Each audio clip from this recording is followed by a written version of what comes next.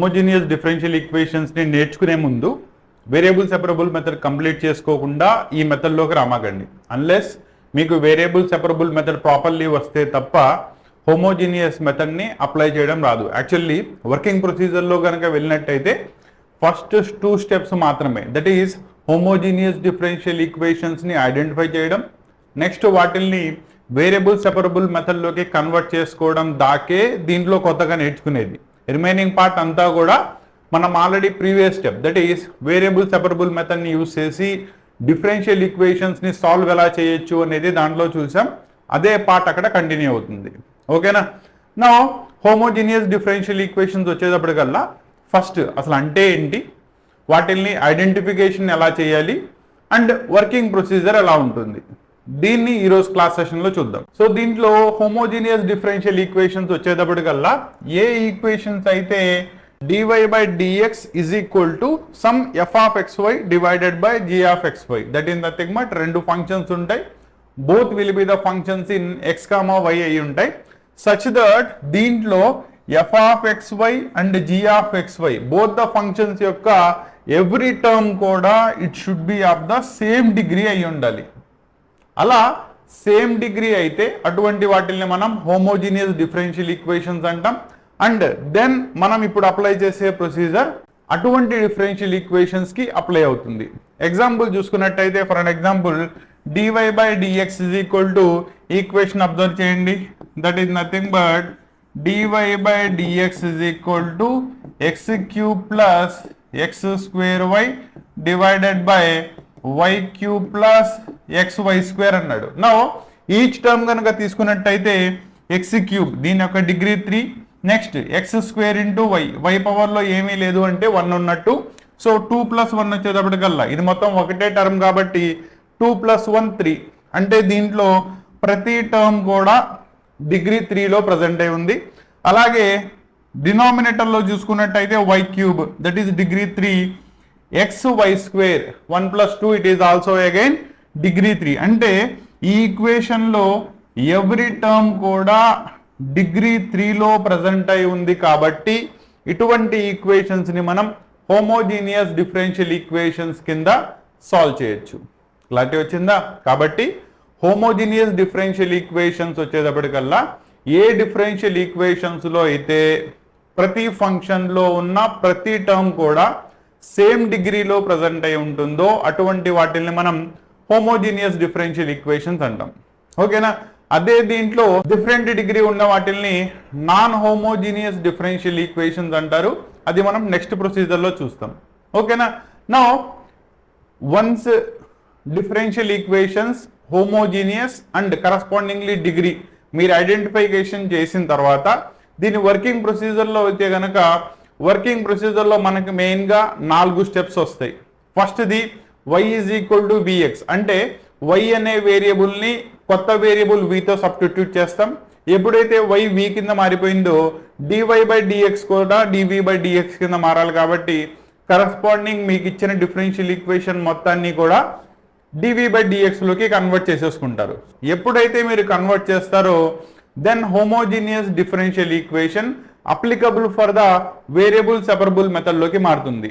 Then అక్కడి నుంచి మనం ఆల్రెడీ నేర్చుకున్న ప్రొసీజర్ని అప్లై చేసుకున్నట్టయితే హోమోజీనియస్ డిఫరెన్షియల్ ఈక్వేషన్స్ని చాలా ఈజీగా సాల్వ్ చేసేవచ్చు. ఓకేనా? వర్కింగ్ ప్రొసీజర్ బ్రీఫ్లీ చూసినట్టయితే 4 స్టెప్స్లో క్లాసిఫై చేసాం. ఫస్ట్ వన్ ఇచ్చిన దానిలో dy by dx or dx by dy దానిలో వేరియబుల్ y అనేదాన్ని vx కన్వర్ట్ చేస్తాం. ఎప్పుడైతే మనం yని vx లోకి కన్వర్ట్ చేసామో dy by dx కూడా dv by dx లోకి మారాలి. ఎలా మారుతుంది? డిఫరెన్షియేట్ చేసుకోండి, that is nothing but y is equal to vx అని కనుక మీరు సబ్స్టిట్యూట్ చేసినట్టయితే దీన్ని differentiation both sides with respect to x చేస్తే dy by dx is equal to ఇక్కడ v కూడా ఫంక్షనే x కూడా ఫంక్షనే కాబట్టి uv rule that is product rule apply అవుతుంది ఇక్కడ. నౌ vని అలాగే ఉంచి xని డిఫరెన్షియేట్ చేశాను, 1 అయిపోయింది. xని అలాగే ఉంచి ఈసారి vని డిఫరెన్షియేట్ చేస్తే it will become dv by dx, అంటే మీకు dy by dx is equal to v plus x into dv by dx కిందకి మారిపోతుంది. ఓకేనా, అబ్జర్వ్ చేయండి. Dy by dx is replaced by v plus x into DV by dx. అంటే మనం y అనే వేరియబుల్ని v అనే కొత్త వేరియబుల్తో సబ్స్టిట్యూట్ చేస్తున్నాం కాబట్టి దాని యొక్క corresponding differentiation term that is dy by dx కూడా డివి బై డిఎక్స్ లోకి కన్వర్ట్ అయిపోవాలి. That will be the second step అవుతుంది. నౌ దీన్ని తీసుకెళ్ళి సబ్స్టిట్యూట్ చేసుకున్నట్టయితే it is variable separable method లోకి మారుతుంది. కరస్పాండింగ్ వేరియబుల్స్ ని సపరేట్ చేసి integration on both sides by using general methods of integration, indefinite integrations యొక్క బేసిక్ మెథడ్స్ ని మీరు వాడినట్టయితే అది సాల్వ్ అయిపోయి మనకు కావాల్సిన required solution for the given differential equation వచ్చేస్తుంది. క్లియరా? ఎగ్జాక్ట్లీ మీకు వర్కింగ్ ప్రొసీజర్ లో 4 స్టెప్స్ ఉంటుంది. 1 by 1 ఈ స్టెప్ ప్రాపర్లీ అప్లై చేసుకుంటా వెళ్తే ఈ ప్రొసీజర్ చాలా ఈజీగా సాల్వ్ చేసేయచ్చు. Identification of homogeneous differential equation చేసిన తర్వాత వాటిల్ని సాల్వ్ చేసే ప్రొసీజర్లో ఈ 4 స్టెప్స్ ని క్లియర్లీ అప్లై చేస్తాం. ఓకేనా? దీన్ని వన్ ఆఫ్ ద ఎగ్జాంపుల్ తీసుకొని స్టెప్ బై స్టెప్ ఈ 4 ఎలా అప్లై చేయాలో చూద్దాం. సో దట్ మీకు ఈక్వేషన్స్ ని ఎలా సాల్వ్ చేయాలో ఈజీగా అర్థమవుతుంది. సో ఈ ప్రాబ్లం తీసుకుని దీన్ని హోమోజీనియస్ మెథడ్ ని యూజ్ చేసి ఎలా సాల్వ్ చేయొచ్చో చూద్దాం.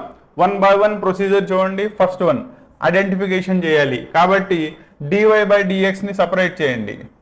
DY divided by dx is equal to, దీంట్లో డివై ఉంటుంది కాబట్టి డిఎక్స్ ని ఇటు తీసుకెళ్లాను, 2x1 ఇటు తీసుకురండి. Then it will become x square plus y square divided by 2xy కిందకి మారిపోయింది. ఓకేనా? నవ్ అబ్జర్వ్ చేయండి, ఇందులో ప్రతి టర్మ్ కూడా డిగ్రీ 2లో ప్రజెంట్ అయి ఉంది. దీనిలో ఉన్నదే ఒక టర్ము 1 + 1 డిగ్రీ 2 కాబట్టి రెండు కూడా కరస్పాండింగ్లీ డిగ్రీ 2లో ఉన్నాయి కాబట్టి it is a homogeneous differential equation of degree 2 అవుతుంది. కాబట్టి సెకండ్ స్టెప్ అప్లై చేయాలి. ఏం అప్లై చేస్తారు? Let y is equal to v x substitute చేసుకున్నట్టయితే d y by dx is equal to v plus x into DV by dx ని substitute చేసుకోవాలి. Then correspondingly మీకు ఎక్కడెక్కడైతే y ఉంటుందో ఆ ప్లేస్ లో విఎక్స్ ని సబ్స్టిట్యూట్ చేయండి. అండ్ డివై బై డిఎక్స్ ఎక్కడైతే ఉంటుందో ఆ ప్లేస్ లో v plus x into d y by dx ని సబ్స్టిట్యూట్ చేయండి. ఇక్కడ పాయింట్ గుర్తుపెట్టుకోండి, న్యూమరేటర్లో డినామినేటర్లో కంపల్సరీగా ఎక్స్ టర్మ్ కామన్ వచ్చేస్తుంది, క్యాన్సిల్ అయిపోతుంది. అండ్ ఈ ఎక్స్ప్రెషన్ అంతా కూడా మీకు కన్వర్టెడ్ ఇంటూ వి కిందకి మారిపోతుంది. ఒకవేళ ఎక్స్ ఎలిమినేట్ అవ్వకుండా విలోకి మారకుండా ఉంటున్నట్టయితే మీరు సబ్స్టిట్యూషన్లో ఎక్కడో చోట తప్పు చేస్తుంటారు. మళ్ళీ ఒకసారి రీవెరిఫికేషన్ చేసుకుని ప్రాబ్లమ్ని కంటిన్యూ చేయండి. సో ఒకసారి స్టెప్స్ని అబ్జర్వ్ చేయండి. ఇచ్చింది given differential equation of degree 2 కాబట్టి ఇది హోమోజీనియస్ అయింది. So y is equal to vx అయితే డివై బై డిఎక్స్ ని కరస్పాండింగ్లీ సబ్స్టిట్యూట్ చేసాం. So dy by dx place లో డివి బై డిఎక్స్ సబ్స్టిట్యూట్ చేశారు. అండ్ ఇందులో కరస్పాండింగ్ y ఉన్న ప్లేస్ లో vx తో సబ్స్టిట్యూట్ చేశారు. Then you will get v plus x into DV by dx is equal to, numerator లో x square ని common తీయచ్చు. చూడండి, ఎక్స్ స్క్వేర్ కామన్ వస్తే 1 plus v square divided by 2x square into v. ఈ x square term correspondingly cancel అయిపోతుంది. మీకు right side లో only విలో ఎక్స్ప్రెషన్ మిగిలిపోతుంది. ఆల్రెడీ చెప్పాను, ఇది కనుక మీకు విలో ఎక్స్ప్రెషన్ మిగలకపోతే ఈ సబ్స్టిట్యూషన్ ఎక్కడో తప్పు చేస్తుంటారు, మళ్ళీ రీవెరిఫికేషన్ చేసుకోండి. నెక్స్ట్ ఈ విని అటు తీసుకెళ్తే x into DV by dx is equal to 1 plus v square divided by 2v plus v అటు వెళ్ళిపోతే మైనస్ v అవుతుంది. దీన్ని బై 1 రాసుకుని ఎల్సిఎం తీసినట్టయితే it will be converted into single expression కిందకి మారిపోతుంది. సో తీసుకెళ్లాను, both sides correspondingly x square cancel అయిపోయింది, v మాత్రమే మిగిలిపోయింది. దెన్ ఎల్సిఎం తీసుకున్నట్టయితే 2v into v, that is nothing but it will become 2v square, that is 1 plus v square minus 2v square divided by 2v. ఇక్కడ minus 2v square లో నుంచి v square subtract అయిపోతే మీకు ఇంకా v square మిగులుతుంది. So me final expression will be 1 minus v square divided by 2v. Right side లో వీళ్ళు expression వచ్చింది, లెఫ్ట్ సైడ్ లో x ఉన్నాయి. Now variable separable method apply చేస్తే అంటే dx లో ఉన్న వైపు x టర్మ్స్, dv లో ఉన్న వైపు v టర్మ్స్ ని సపరేట్ చేయాలి. కాబట్టి ఈ మొత్తాన్ని కూడా లెఫ్ట్ సైడ్ తీసుకొచ్చేసుకోండి, రెసిప్రోకల్ అవుతుంది. x ని తీసుకెళ్తే 1/x dx. కాబట్టి 1 minus v square by 2v కాస్త రెసిప్రోకల్ అయితే 2v by 1 minus v square, ఈ x అటు వెళ్ళిపోతే 1/x dx కిందకి మారిపోతుంది. ఓకేనా? Now both sides term separate అయిపోయింది కాబట్టి indefinite integration with respect to corresponding variables apply చేసుకున్నట్టయితే మీకు సొల్యూషన్ వచ్చేస్తుంది. ఇంటిగ్రేషన్ ఆన్ బోత్ సైడ్ చూసుకున్నట్టయితే లెఫ్ట్ సైడ్ లో మీరు తీసుకున్న టర్మ్ ఒకసారి అబ్జర్వ్ చేస్తే 2v divided by 1 minus v square dv. Now దీన్ని డిఫరెన్షియేట్ చేస్తే 1 యొక్క డిఫరెన్షియేషన్ 0, v స్క్వేర్ యొక్క డిఫరెన్షియేషన్ 2v, కానీ ఎదర మీకు మైనస్ ఉంది కాబట్టి మైనస్ 2v వస్తుంది. కానీ న్యూమరేటర్లో మీకు అది లేదు కాబట్టి బయట మైనస్ రాసుకోండి, లోపల మైనస్ రాసుకోండి. దెన్ మీకు ఇక్కడ అప్లై అయ్యే formula integral of f dash x divided by f of x, that is function denominator లో ఉంటుంది, దాని యొక్క డిఫరెన్షియేషన్ టర్మ్ న్యూమరేటర్ లో ఉంటుంది. సో ఇలా కనుక ఉన్నట్టయితే దీని యొక్క standard integration log mod f of x plus c, ఇది మనకు ఆల్రెడీ తెలుసు కాబట్టి ఇక్కడ f of x ప్లేస్ లో 1 మైనస్ v స్క్వేర్ ఉంది, అప్లై చేయండి. That is nothing but minus log 1 minus v square.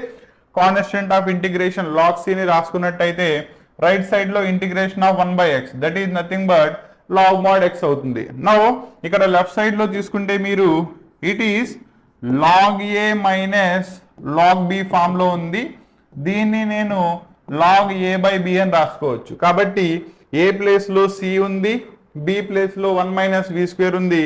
So log of c by 1 minus v square is equal to right side లో log x ఉంది. So logarithm cancel అవ్వాలి అంటే both sides anti logarithm తీసుకోండి, మీకు logarithm cancel అయిపోతుంది. Both sides anti logarithm తీసుకుని logarithm cancel చేసుకుంటే c by 1 minus v square is equal to x, or y యొక్క వాల్యూ దట్ ఈస్ v యొక్క వాల్యూని రీసబ్స్టిట్యూట్ చేసినట్టయితే మనం ఏమనుకున్నాం స్టార్టింగ్ లో y is equal to vx అనుకున్నాం, or v is equal to ఎంత అవుతుంది y బై x. దాన్ని తీసుకొచ్చి సబ్స్టిట్యూట్ చేసుకున్నట్టయితే c divided by 1 minus v place లో y బై x రాశారు ఈజ్ ఈక్వల్ టు x. ఇక్కడ దీన్ని LCM తీస్తే c divided by x square minus y square divided by x square is equal to x అవుతుంది. ఇది numerator లోకి వెళ్ళిపోతే cx square divided by x square minus y square is equal to x. ఇక్కడ మీకు కరస్పాండింగ్లీ ఒక x cancel అయిపోతే cx is equal to x square minus y square will be your solution. Clarity వచ్చిందా? ఇలా ప్రొసీజర్ లో కనుక తీసుకున్నట్టయితే ఎగ్జాక్ట్లీ 4 స్టెప్స్ అప్లై చేశారు. First one identification of differential equation. ఇచ్చిన డిఫరెన్షియల్ ఈక్వేషన్ డిగ్రీ 2 లో ఉన్న హోమోజీనియస్ డిఫరెన్షియల్ ఈక్వేషన్ కాబట్టి దాన్ని ఐడెంటిఫై చేసి y ప్లేస్ లో vx ని సబ్స్టిట్యూట్ చేశారు, and dy by dx place లో v plus x into dv by dx ని సబ్స్టిట్యూట్ చేశారు బై డిఫరెన్షియేషన్. ఇది ఫస్ట్ స్టెప్. సెకండ్ స్టెప్ లో దీన్ని వేరియబుల్ సెపరబుల్ మెథడ్ లోకి కన్వర్ట్ చేశారు. So converted into variable separable method అయిపోయింది. Then both sides indefinite integration apply చేశారు. కరస్పాండింగ్లీ మీకు సాల్వ్ అయిపోయి solution for the given differential equation వచ్చేస్తుంది. ఓకేనా? ఇలా మీకు ఇచ్చిన differential equation homogeneous of A corresponding degree కనుక ఐడెంటిఫై చేసినట్టయితే ఎగ్జాక్ట్లీ ఈ 4 స్టెప్స్ ని యూజ్ చేసి ఏ హోమోజీనియస్ డిఫరెన్షియల్ ఈక్వేషన్ అయినా చాలా ఈజీగా సాల్వ్ చేసేయచ్చు. ఓకేనా? సేమ్ మెథడాలజీని యూజ్ చేసి ఈ 2 ఈక్వేషన్స్ ని సాల్వ్ చేయండి. వీటి సాల్వింగ్ ప్రొసీజర్లో ఏమైనా డౌట్స్ ఉంటే కనుక కింద కామెంట్లో తెలియజేయండి, నేను కంపల్సరీ మీకు రెస్పాండ్ అవుతాను. నో ఈ 2 ప్రాబ్లమ్స్ మీరు ప్రాక్టీస్ చేయండి. ఫర్ అన్ ఎగ్జాంపుల్ ఫస్ట్ తీసుకున్నట్టయితేగా x square 1 that is nothing but degree 3. ఇందులో కూడా ప్రతి టర్మ్ డిగ్రీ 3 ఉంది కాబట్టి ఇది డిగ్రీ 3 లో ఉన్న హోమోజీనియస్ డిఫరెన్షియల్ ఈక్వేషన్. అలాగే y cube x square y అంటే అగైన్ ఇట్ ఈస్ ఆల్సో 3. ఇది కూడా డిగ్రీ 3లో ఉన్న హోమోజీనియస్ డిఫరెన్షియల్ ఈక్వేషన్. ఓకేనా? ఇప్పుడు మనం వాడిన సేమ్ ప్రొసీజర్ 4 స్టెప్స్ ని యూజ్ చేసి వీటిని సాల్వ్ చేయండి. సాల్వింగ్ ప్రొసీజర్లో ఎక్కడైనా డౌట్ ఉంటే కనుక కామెంట్లో తెలియజేయండి. మీ ఎవ్రీ డౌట్ క్లారిఫై చేయబడుతుంది. ఓకేనా? సో ఇది కంప్లీట్లీ హోమోజీనియస్ డిఫరెన్షియల్ ఈక్వేషన్స్ అంటే ఏంటి, ఎలా సాల్వ్ చేయాలి, వర్కింగ్ ప్రొసీజర్ ఏంటి, ఇది మొత్తం. దీని తర్వాత మనకి డిఫరెన్షియల్ ఈక్వేషన్స్లో నాన్ హోమోజీనియస్ డిఫరెన్షియల్ ఈక్వేషన్ అంటే ఇందులో టర్మ్స్ యొక్క డిగ్రీస్ మారుతాయి. దెన్ వాటిని నాన్ హోమోజీనియస్ డిఫరెన్షియల్ ఈక్వేషన్స్ కిందకి క్లాసిఫై చేస్తాం. దాని వర్కింగ్ ప్రొసీజర్ ఎలా ఉంటుందో నెక్స్ట్ క్లాస్లో చూద్దాం. డిఫరెన్షియల్ ఈక్వేషన్స్ నేర్చుకునేటప్పుడు ఒక పాయింట్ గుర్తుపెట్టుకోండి. మనకి డిఫరెన్షియల్ ఈక్వేషన్స్ సాల్వ్ చేసేటప్పుడు డిఫరెన్షియల్ ఈక్వేషన్స్ లో డిఫరెంట్ కేటగిరీస్ ఉన్నాయి. Starting with the variable separable method తో స్టార్ట్ చేసుకున్నట్టయితే homogeneous, non homogeneous, linear, Bernoulli's equations, exact differential equations and వాటిల్లోనే హయ్యర్ ఆర్డర్ డిఫరెన్షియల్ ఈక్వేషన్స్. వీటిల్లో ప్రతి దానిలో కూడా మనం ఒక్కో చోట ఒక్కో ప్రొసీజర్ వర్కింగ్ రూల్ ని నేర్చుకుంటాం. సో ఏ వర్కింగ్ రూల్ అప్లై చేయాలి అనేది ముందు ఐడెంటిఫికేషన్ ఆఫ్ డిఫరెన్షియల్ ఈక్వేషన్ మీద డిపెండ్ అవుతుంది. సో ఫస్ట్ మీరు డిఫరెన్షియల్ ఈక్వేషన్ ఈ పర్టికులర్ కేటగిరీకి బిలాంగ్ అవుతుంది అనేది ముందుగా తెలుసుకుంటే దెన్ దాని యొక్క వర్కింగ్ ప్రొసీజర్ అప్లై చేయడం చాలా ఈజీ అవుతుంది. కాబట్టి ముందు ఐడెంటిఫికేషన్ ఆఫ్ డిఫరెన్షియల్ ఈక్వేషన్స్ మీద కాన్సన్ట్రేట్ చేయండి. Then comes to the solving procedure. అప్పుడు మీకు కాన్సెప్ట్ ఆఫ్ డిఫరెన్షియల్ ఈక్వేషన్స్ చాలా ఈజీగా అర్థమవుతుంది. ఓకేనా? నెక్స్ట్ క్లాస్ సెషన్ లో మళ్ళీ కలుద్దాం. Thank you. అండ్ ఛానల్లో ఉన్న కంటెంట్ కనుక మీకు నచ్చినట్టయితే ఇటువంటి మరిన్ని క్లాసెస్ అండ్ లెక్చర్స్ కోసం క్లాస్ని సబ్స్క్రైబ్ చేసుకోండి అండ్ మీ ఫ్రెండ్స్తో షేర్ చేయండి, లైక్ చేయండి. Thank you very much.